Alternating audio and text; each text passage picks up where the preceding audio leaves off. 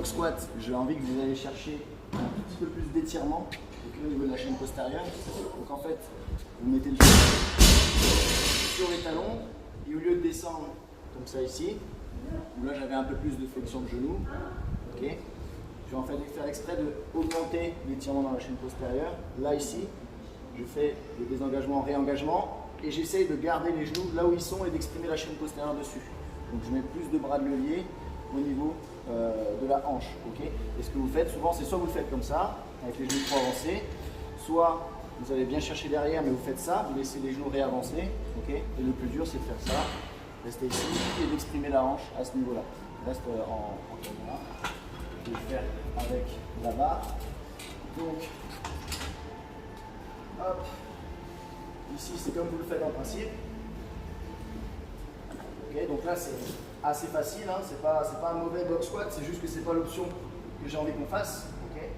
Là c'est la deuxième option, vous commencez à bien faire au niveau de la chaîne poste, vous allez chercher loin ici. Okay, mais le problème c'est que vous réavancez les genoux comme ça pour repartir, donc vous ne créez pas le bras de levier. Je le refais une fois, là, vous faites bien la descente, et là après vous laissez avancer les genoux. Hop. Et ce qu'il faudrait faire, ce qui est beaucoup plus dur, c'est d'exprimer la puissance de sa hanche avec un gros bras de levier. Donc je vais chercher là, et là je reste sur talon, et j'essaie d'exprimer la puissance de la hanche ici. J'essaie d'en faire une autre. Hop. Je ne sais pas si vous avez vu la différence,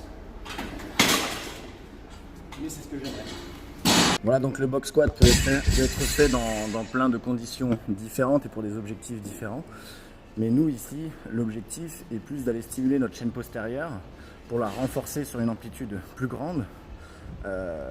Déjà pour travailler l'explosivité du réengagement, mais aussi pour prévoir, parce que souvent quand on fait un back squat et qu'on va chercher un max, vous avez les fesses qui reculent davantage par rapport à d'habitude, une trajectoire qui change un peu.